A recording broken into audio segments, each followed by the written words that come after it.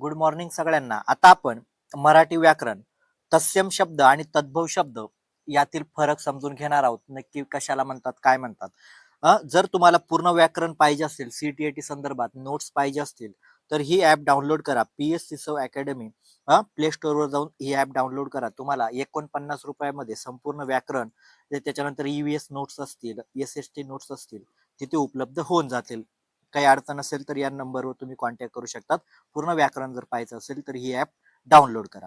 आता आपण तत्सम आणि तद्भव शब्द हे काय, एक मार्काला तुम्हाला प्रश्न विचारला जातो आणि आलेले आहेत खूप वेळा, त्यामुळे हे समजून घेणं गरजेचं आहे. आता आपण पहिला प्रकार जो आहे तत्सम शब्द. आता तत्सम शब्द म्हणजे काय हे आपण काळजीपूर्वक समजून घेऊ.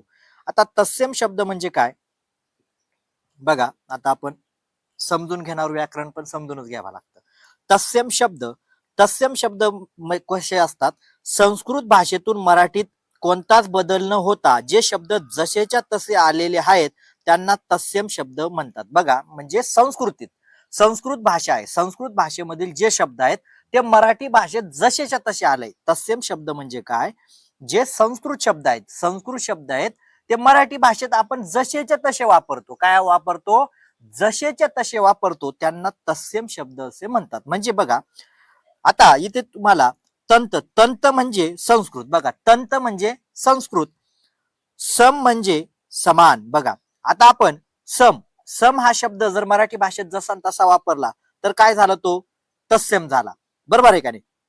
आणि समान जर म्हटलं तर तद्भव झाला. आता इथे उदाहरण तुम्हाला दिले बघा. आपण संस्कृत भाषेतील जसेच्या तसे जे शब्द वापरतो त्यांना तत्सम शब्द असं म्हणतात. उदाहरणार्थ राजा, ज्ञान, राजा, कवी, भूगोल, जल, पुत्र, कन्या, पृथ्वी, सूर्य, या आपण जसेच्या तसे आपल्या मराठी भाषेत वापरतो. जसं तसं बदल केलाय का? राजा तर राजाच वापरला, कवी कवीच वापरला. मग तुम्हाला शब्द दिला जाईल का कवी. हा कवी शब्द काय आहे? कवी हा शब्द कोणता आहे? तत्सम आहे का तद्भव आहे? तर हा कोणता आहे? तत्सम शब्द आहे. कसा काय? संस्कृत मधून जसा तसा आपण मराठी भाषेत वापरलेला आहे. त्याच्यानंतर ज्ञान हा शब्द काय आहे? तत्सम आहे का तद्भव आहे, असं तुम्हाला विचारलं जाईल. तर ज्ञान आपण संस्कृत भाषेतून जसा तसा वापरला, याच्यात बदल केलाय का? ज्या वेळा बदल होतो त्यावेळा तद्भव, आणि ज्या वेळा तत्सम म्हणजे जसेच्या तसं, जो शब्द संस्कृत भाषेत होता तो शब्द, मूळ शब्द जसा ना तसा आपण इथे वापरला. काय म्हणतोय? मूळ शब्द संस्कृत भाषेतील, उदाहरणार्थ सूर्य असेल, कन्या असेल, हे जे शब्द आहेत जे आपण जसेच्या तसे वापरले. काय वापरले? जसेच्या तसे वापरले, त्यांना तत्सम शब्द असे म्हणतात. आता त्याच्यानंतर तद्भव शब्द हे काय आपण काळजीपूर्वक बघू. संस्कृत भाषेतून मराठीत येतात. बघा, आता हे पण काय? संस्कृत भाषेतून मराठीत येतात, ते पण संस्कृत भाषेतून मराठीत येतात, पण त्यामध्ये बदल होत नाही. तत्सम मध्ये काय होतो? बदल होत नाही. ते पण संस्कृत भाषेतून मराठीत येतात, त्यामध्ये बदल होत नाही. पण तद्भव शब्दामध्ये काय असतात?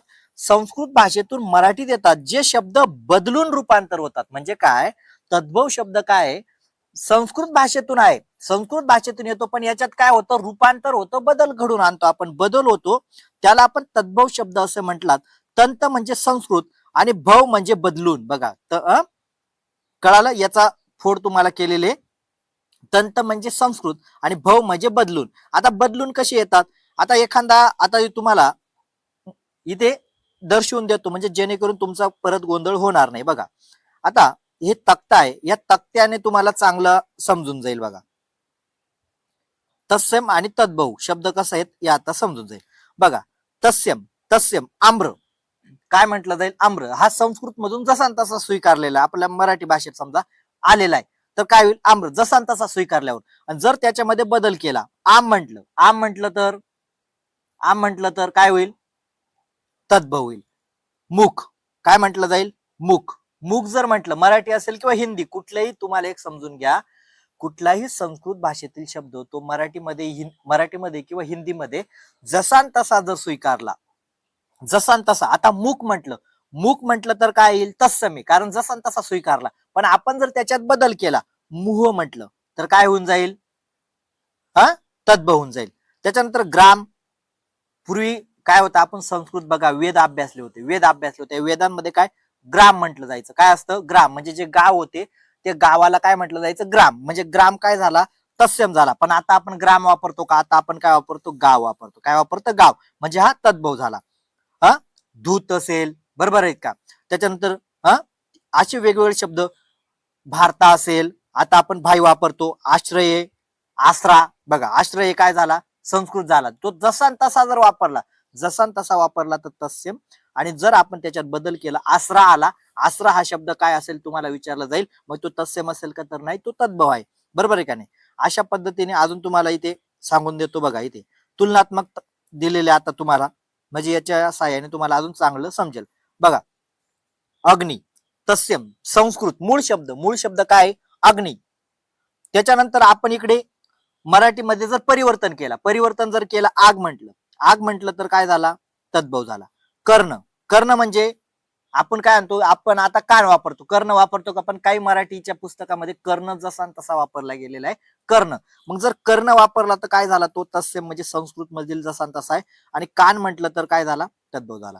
चंचू, हा चंचू म्हणजे काय, चोच. आपण बदल केला समजण्यासाठी, काय, चोच.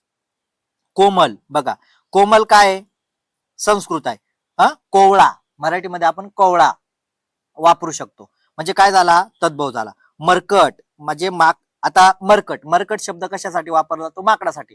आता जर मरकट तुम्हाला उतार्यामध्ये जर शब्द आला, मरकट हा शब्द काय आहे, तत्सम आहे का तद्भव आहे, तर काय, तत्सम आहे. कारण तो संस्कृतला जसा तसा आलेला, हिंदीचा उतारा असेल किंवा कुठलाही उतारा असेल, जसा तसा संस्कृत भाषेतील शब्द आलेला असेल तर तो काय, मरकट जर आलेला असेल तर तो तत्सम असेल. आणि जर माकड म्हटलं असेल तर त्या उतार्यामध्ये माकड हा शब्द काय आहे असं तुम्हाला विचारलं जाईल.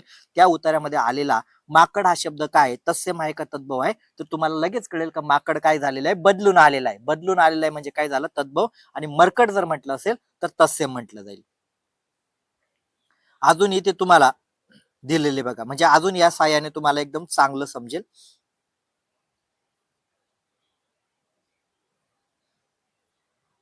आता वरचं काही वाचायची गरज नाही, मी तुम्हाला सांगून दिलेले. तत्सम बघा, आता इथे तत्सम दिलेले आहेत, त्यांचा बदल कसा होतोय, अग्नी, आग.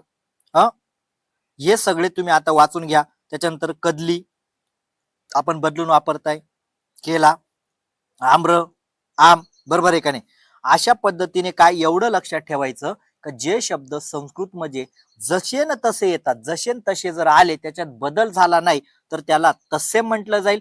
जसे न तसे आल्यावर पण त्याच्यामध्ये जर बदल झालेला असेल, त्या शब्दाचा आपण काय होतो, पर्याय शब्द वापरलेला असेल. बरोबर आहे का नाही. अग्नी आलेला असेल, अग्नी हा शब्द काय, तत्सम आहे. आणि तद्भव जर आग म्हटलं तर तो काय होईल, तद्भव. एकदम सोप्या पद्धतीचं आहे. मग अशाच पद्धतीच्या उतार्यावर तुम्हाला एखादा अग्नि शब्द आलेला असेल तर अग्नि शब्द कोणता आहे, तत्सम आहे का तद्भव आहे, हे तुम्हाला कळायला पाहिजे. तर कुठला आहे तो, तत्सम आहे. आणि जर आग आलेला असेल, आग शब्द आलेला असेल तर कुठला आहे, तद्भव आहे. म्हणजे असं तुम्हाला एक मार्काला प्रश्न विचारला जाऊ शकतो. एकदम सोपा पॅटर्न होता, काळजीपूर्वक समजून घ्या. व्हिडिओ लाईक नक्की करा. आणि तुम्हाला जर व्याकरण पाहिजे असेल तर संपूर्ण व्याकरण तुम्हाला तिथे उपलब्ध होऊन जाईल. ऍप डाउनलोड करून घ्या.